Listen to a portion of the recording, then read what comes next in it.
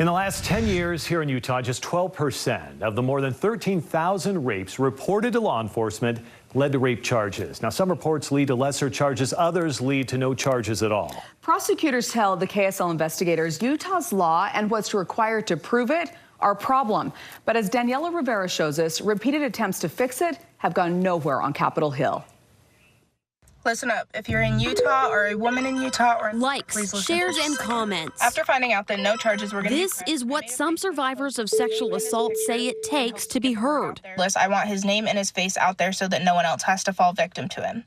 Because even when they call police right away, even when there's DNA, it's often still not enough. And he just said that due to insufficient evidence, they weren't going to press charges. Rayleigh Wadsworth says she did everything Utah's criminal justice system asks of victims of sexual assault. We went straight to the hospital and had like a rape kit done and everything and talked to police. Last September, she reported to police that a tattoo artist named Steve invited her to hang out, pressured her to drink, then used electrical tape to bind her wrists and ankles and raped her. Court records show that Steve is actually James Eugene Fisher, a convicted sex offender.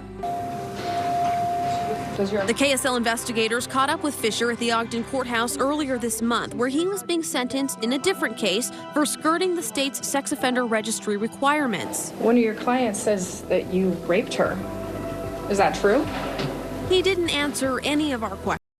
I just feel like it's easily just being dismissed because he just said he's not going to talk. Despite immediate collection of DNA evidence and photo documentation of her injuries, the Weber County Attorney's Office declined to prosecute Rayleigh's case. They couldn't prove whether it was consensual or not. It's a similar story with Vanessa Clark, who called police in Utah County and had a forensic exam after her reported assault by a different man. Prosecutors declined her case too. But they're among the most difficult cases, absolutely. Utah County Attorney Jeff Gray says even with physical evidence, rape cases are hard to prove. The more severe the injury, the better or easier it is for us to prove. The less severe injury, it's still evidence. It's not like ironclad evidence. As written, Utah's first-degree felony rape statute appears to apply to cases like Rayleigh and Vanessa's.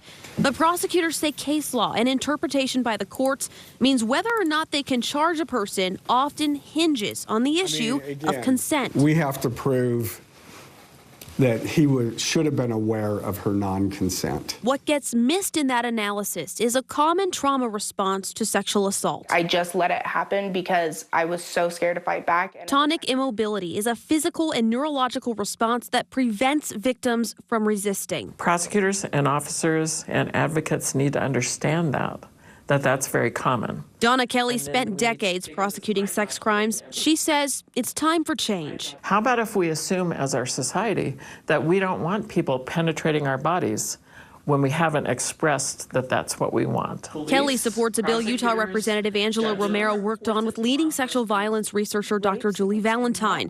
The legislation would introduce the idea of affirmative consent, creating a new third-degree felony charge for cases where a perpetrator fails to get consent from a victim through words or actions. We have taken this to the legislators for 3 years and have failed every time. And they don't understand that in many situations, a person freezes, so they don't say no, so they don't say yes. And that means they didn't give consent. The last time the issue of affirmative consent got a hearing in the legislature was in 2021, and 6 of 11 lawmakers voted no, killing the bill in committee. Opposition to the bill during that hearing included concerns that false reports would be prosecuted, despite decades of credible research showing false reports of sexual assault are extremely rare, between 2 and 8%. And experts tell us that's the same false reporting rate as any other crime.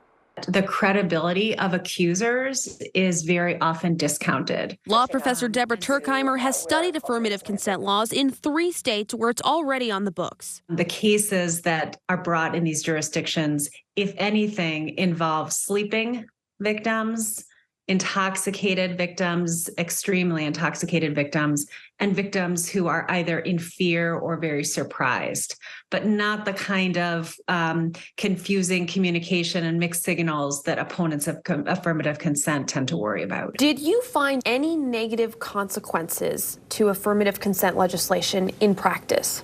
No, I think it's really difficult to make the case that we shouldn't move toward a world in which affirmative consent is the norm. She says law reform alone isn't enough. No matter what the laws are, if survivors aren't believed, none of these cases are going to go forward.